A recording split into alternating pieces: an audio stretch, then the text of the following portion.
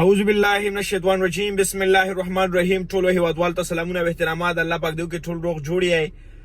دغه ویډیو زما کرکټ بورډ ته د خاص او چې دا کم زمونږ روزونکي د نورو هیوادونو دغو ته ده.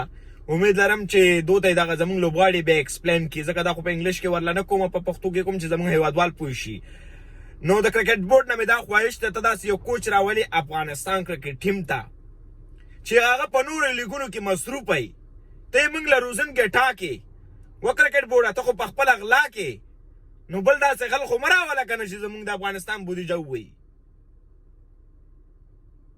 ټریننګ په پاکستان پی سی ایل کې ورکوي، پی ایس ایل لکه شیر هغې کې ورکوي، د پاکستان سوپر لیګ کې ورکوي، او بودیجه چې کومه زموږ د هغې نه به هم والا تنخوا سټارټوي. زموږ ارلنډ سره سیریز دی، غټ ایشیا کپ را روان دی، ورلډ کپ را روان دی. په دغه لوبغاړو باندې کار کول پکار دي. زمونږ چې کم روزونکي دی دا ځي پاکستان سوپر لیګ ته، هلته چې کم لیګ شروع کېږي هغو ته ټریننګ ورکوي.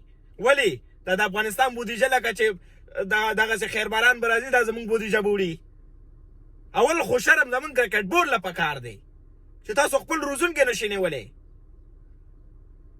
زه ټول د کرکټ بورډ چې کم کارکوونکي زما ویډیو ګوري، زما ملګري هم ورکېږي، دا کس باید تاسو پرې نه دی. که چېرته دا کس تاسو پرې خو زه به هم بیا بیخي مخالف یم.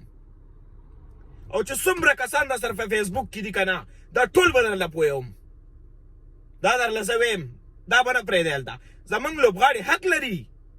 سبا به فیلډینګ خرابي، سبا به بیټینګ خرابي، اندازه به راپاڅېږم بیا به په لوبغاړو باندې نیوکه کوم.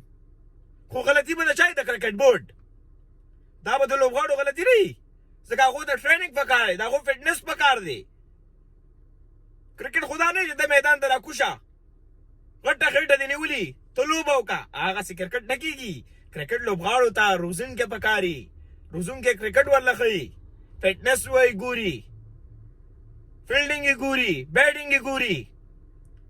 کرکټ بورډ موږ له روزونکي راولي، زموږ نه روزونکي وتښتېږي. کرکټ بورډ کې چې کم کارکوونکي دا هم داسې دي. زموږ مشر وګوره لاس په لندن کې تنخوا د افغانستان بودیجې نه لي.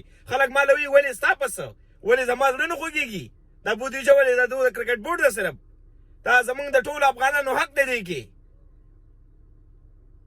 یو خو مشر له ویم په لندن کې ذات مه کښېنه، راشه کرکټ بورډ کې کښېنه، موږ له لږ لوبې برابرې کړه، تنخوا خلې او ځي میم زرما ټول زما، خو چې ستا ونه د تو ساوت افریقې دی اوس ولې ورکې.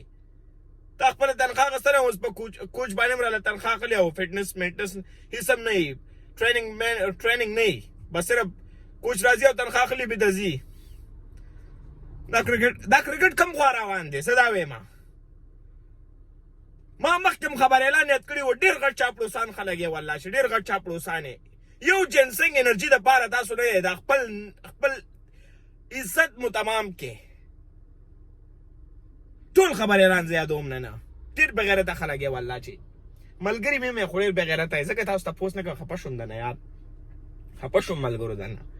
کرکټ کم خوا روان دی، داسې یو نر خبریال نه راپاڅېږي که په وایس اف امریکا کې ناست یم چاپلوسي کوي چې ما ته به وظیفه میلاو شي، که په بي بي سي کې ناست یم چاپلوسي کوي ما ته به وظیفه میلاو شي، که په افغانستان کې ناست یم چاپلوسي کوي ما ته به وظیفه میلاو شي. دلته د موږ افغانستان کرکټ ډېر خراب شو. دا ټول لامل یې د خبر اعلان هم دی. نور ملکونو خبر اعلان وګورئ، تپوسونه ته نه ښه تپوسونه ته نه کوي، چې خبر اعلان ورنه تپوسونه وکړي. په کرکټ بورډ هم پریشر راځي، دا په رحیم صدیقي باندې نه کېږي، دا زما په مینهوالو باندې صرف نه کېږي، دا په ټول افغانستان باندې کېږي. و د خدای ظالمانانو قسم په خدای شهسوار ویلي و که نه، وایي تاسو هغه چې چندې خبره یې کړې وه. زما دا چې کم تقریبا ما سره ټول ماشوماري تقریبا 3 لکو ناخوا کسان اوښتي دي، زما فینس چې کم مینهوال دي، دا به ټول چې وایي روپۍ واچوم 3 لکه روپۍ شوی، دا خبر اعلان کېږي، دا به درله زه درولېږم، زه خپله به یې درله درولېږم د میاشتې، خاص کر د افغانستان کرکټ دپاره. نو د خدای دپاره د افغانستان دپاره کار وکړئ ټول افغانان ورونه. خبر اعلان ښې شیبې ولرئ، ښه وخت ولرئ. دا په الله په امان.